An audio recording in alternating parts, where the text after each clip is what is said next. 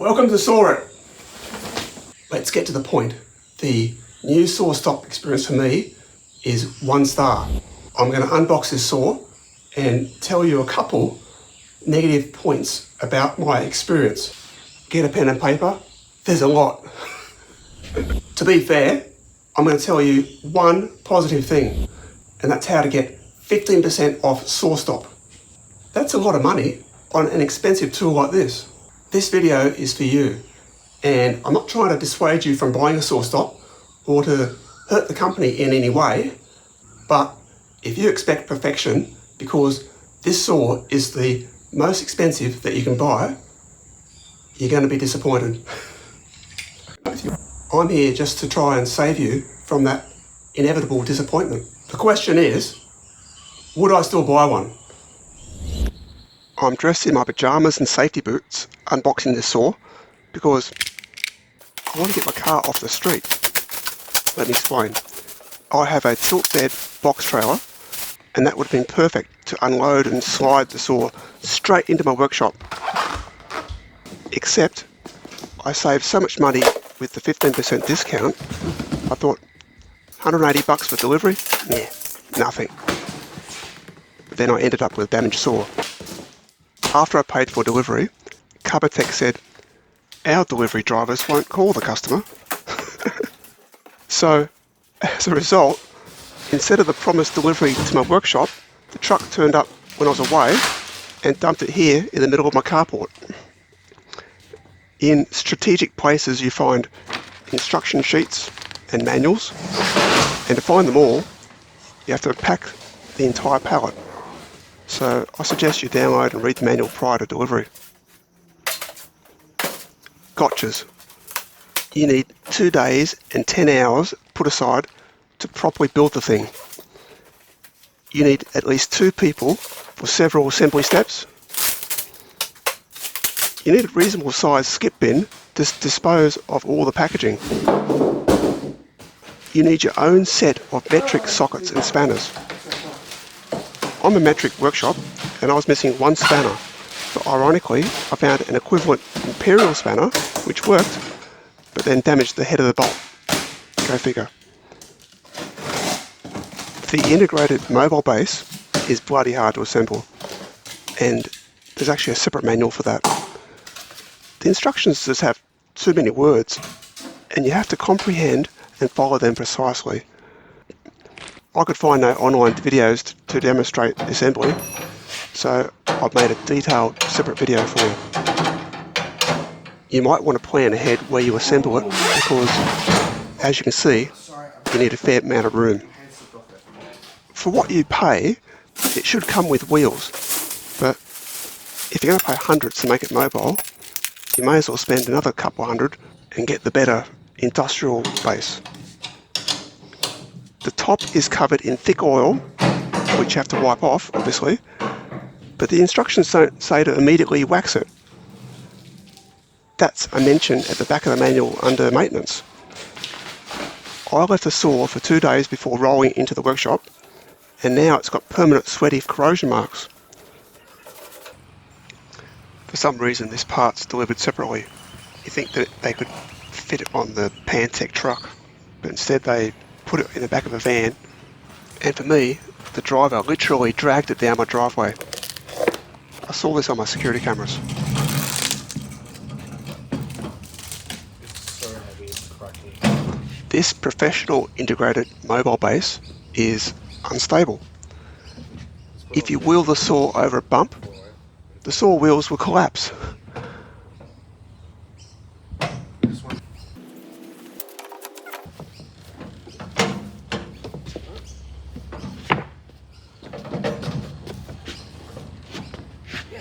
Fortunately, this hasn't happened after the saw has been fully assembled, because a full 250 kilos crashing down isn't healthy. Oh, God. It's done it to me twice now.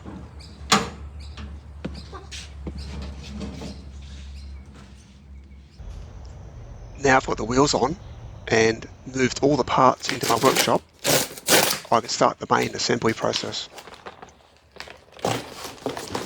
These blister packs do make it easier. In 1978, blister packs were invented by Thomas Jake Lunsford.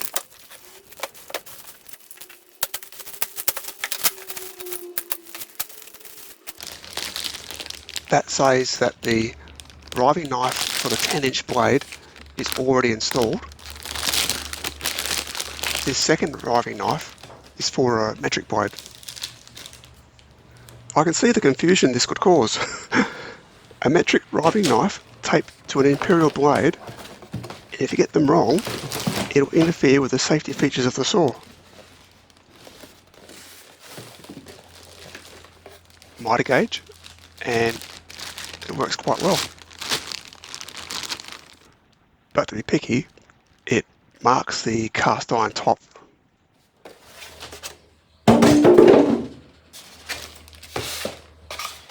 The crappy push stick. The manual provides plans for several safety accessories, and in my next video I'll make them all, including some better push sticks. That's a tool holder. The miter gauge doesn't fit on it if you give it a wooden fence, and you have to install that fence to safely cut. Both of these wings were defective in exactly the same place, which leads you to believe that other customers are affected too.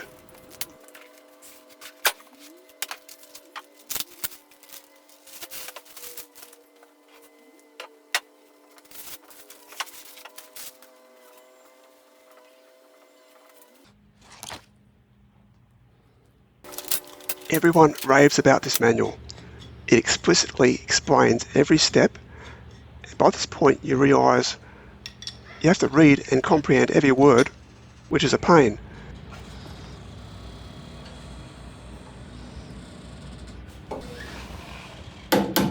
That key needed a little bit of gentle persuasion.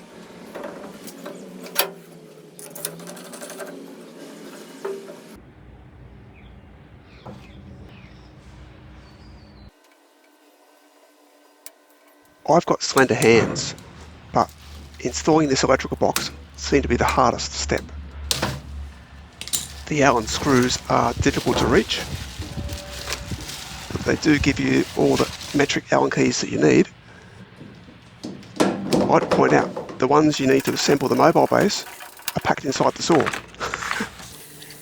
So if you've got the room, unpack everything before you start the assembly.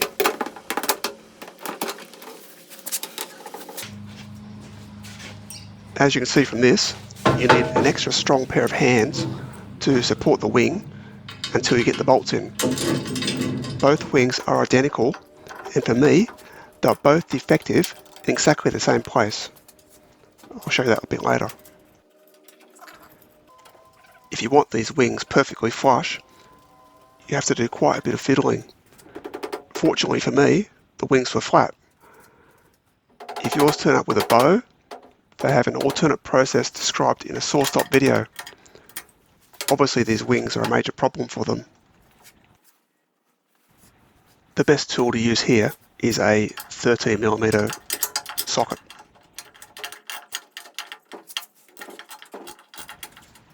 And I'm using touch to get the two wings perfectly flush.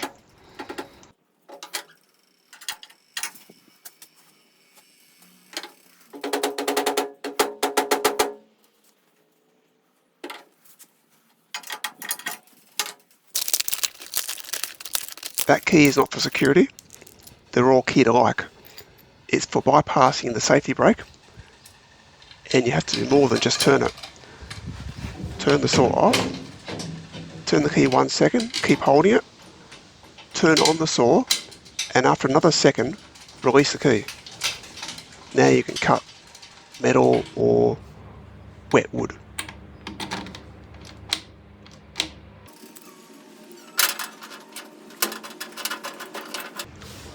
That's a holder for the blade spanners.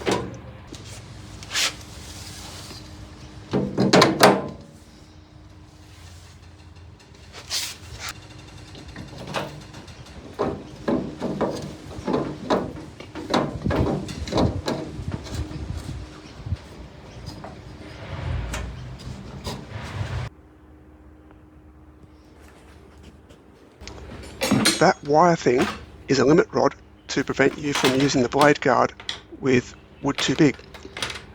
This is obvious now that you've seen it assembled, or you can just read 2 pages of the manual to find out the same thing.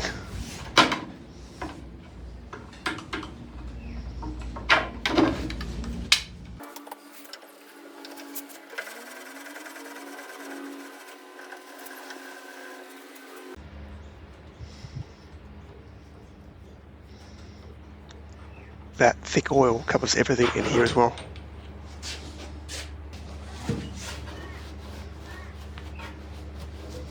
That's the stock blade that comes with the saw, 40 tooth, 10 inch, with a 5/8 inch arbor. Sawsop also provides a riving knife for a 250mm blade, but to use one of those you'll need a blade bush as well to make that blade fit the arbor. Every time after installing the blade, you have to check the gap between the teeth and the brake. At this point, the manual says, "Congratulations, your saw is now assembled." Fine print. Note, you must install a rip fence prior to using the saw.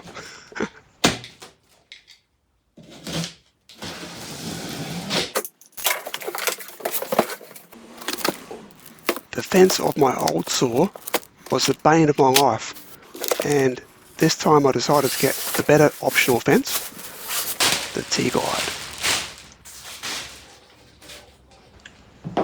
It's heavier than what it looks.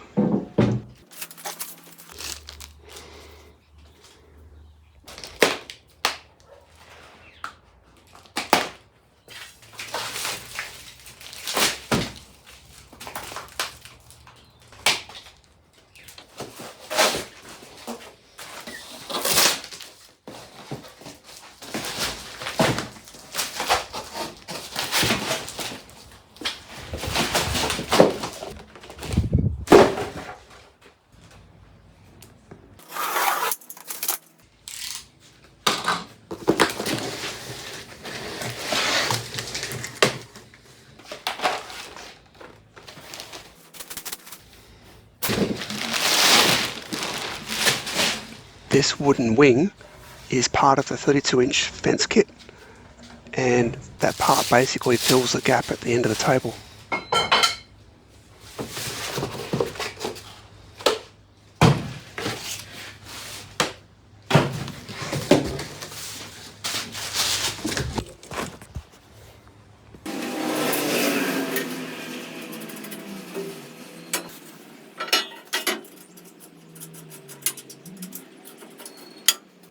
This rail is a crucial component because it's used to make the wings parallel and flat to the top.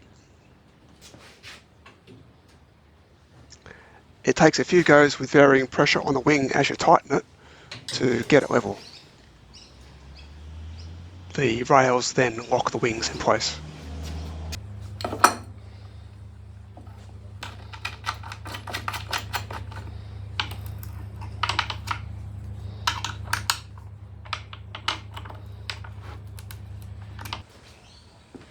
These are the brackets for the dicky legs that everyone hates.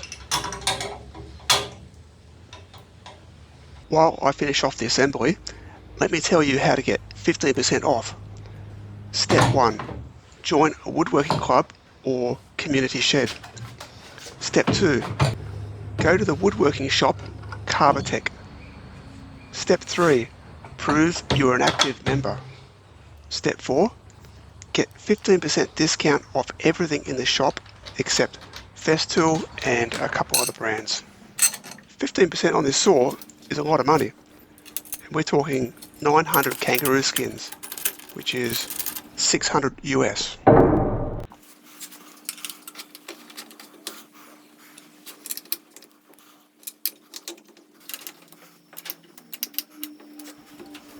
This screw levels the centre of the wooden wing with the cast iron top.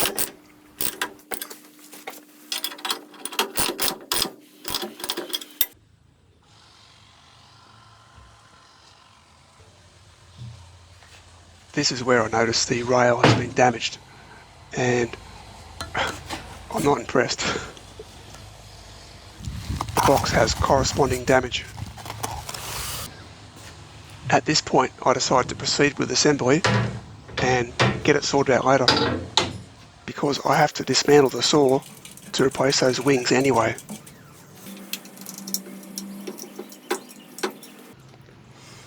You put the centre screws in loosely and then adjust it from the outside in.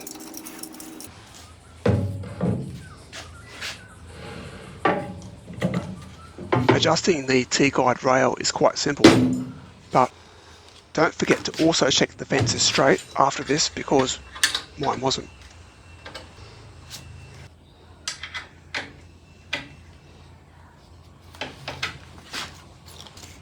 I sold the old saw, and that's the last shot you'll see of it.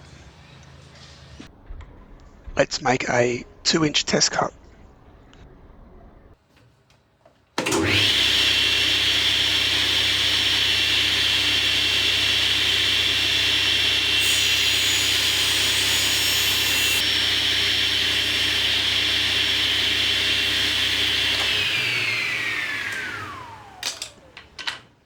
That cut is under 2 inches. I just need to adjust the indicator lenses to the same.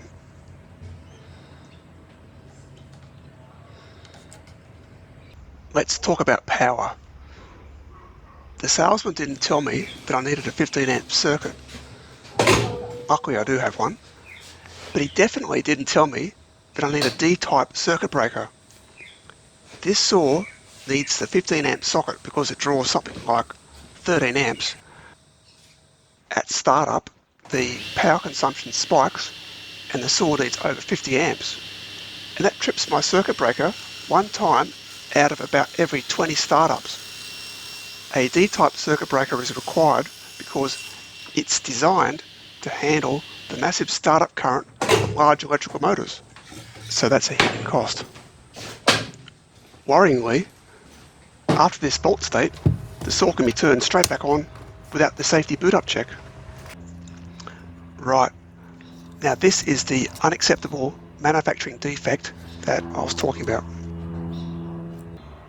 There is a 19 thousandths of an inch gap in the tabletop. That's about 0.4 of a millimetre, and if you're at the right angle, you can see light through the tabletop. Both wings have the same defect in exactly the same position, so I can't just swap the wings, and you can see here with the ruler test that it's a curved ground right at the very edge of the table. Look, I'm not here to air my dirty laundry or to tell you how I was mistreated in some way or what happened when I returned the parts to the store. That's another story for another video. But the thing is, I got them to replace the bad parts, and here we are.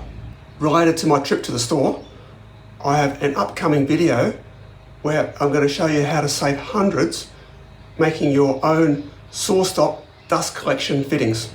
Believe it or not, they give you the option of either $430 or $770 for their dust collection system. Basically a hose. That. I will say this though, I was going to make a video on how unsafe my last saw was compared to this new saw, but I wrote a heartfelt letter of complaint to SawStop, and do you know what they did? Ignored me. Did not respond. To tell you the truth, I am truly grateful for the experience. It's great content to share with you guys. Let's face it, if you're looking for reviews on a product and you find 1,000 5-star reviews here and 1 or 2 1-star reviews over here, which one are you going to read first? To answer the question, would I still have bought a SawStop if I knew all this beforehand? And the answer is, after I fix up the dust collection, after I fix up the power, probably yes. It's an awesome saw. But SawStop rests on their laurels. If you like this video and you want to help me send SawStop a message, hit the like button. I really appreciate it. they need to pull up their socks. Thank you.